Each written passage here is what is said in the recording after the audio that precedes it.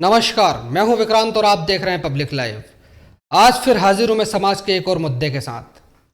और आज का मुद्दा है नारी सशक्तिकरण। महिला सशक्तिकरण के बारे में जानने से पहले हमें यह समझ लेना चाहिए कि नारी सशक्तिकरण है क्या। सशक्तिकरण से तात्पर्य किसी व्यक्ति की उस योग्यता से है जिसमें वह अपने जीवन से जुड़े सभी निर्णय स्वयं ले सके, जहां महिलाएं परिवार और समाज के सभी बंधनों से मुक्त होकर अपने निर्णयों की निर्माता खुद हों। 8 मार्च को दुनिया भर में अंतर्राष्ट्रीय महिला दिवस के रूप में मनाया जाता है। इस दिन बहुत से कार्यक्रम सम्मेलनों का आयोजन किया जाता है, बहुत सी बड़ी बड़ी बातें की जाती हैं, परंतु जैसे ही दिन समाप्त होता है सब कुछ पहले के जैसा हो जाता है। महिलाओं के साथ होने वाला हिंसात्मक व्यवहार, छेड़छाड़, शोषण, यह सब तो जैसे व्यवस्था के अंग ही बन गए हैं। तो सोचने वाली बात यह है कि क्या हो हल्ला करने मात्र से समस्या खत्म हो जाएगी? आज के आधुनिक युग में नारी सशक्तिकरण एक विशेष चर्चा का विषय है।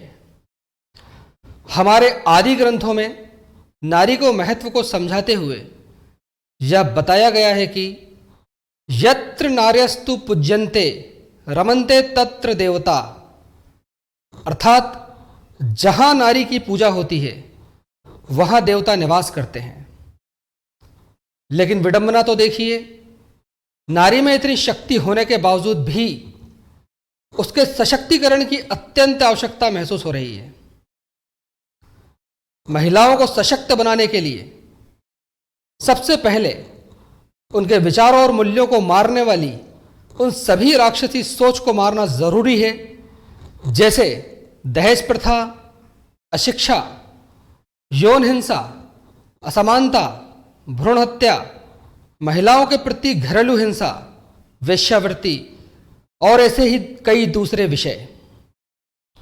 जो समाज और रिवाज स्त्रियों के विकास को उचित नहीं समझता, उसे बदल देना आवश्यक है।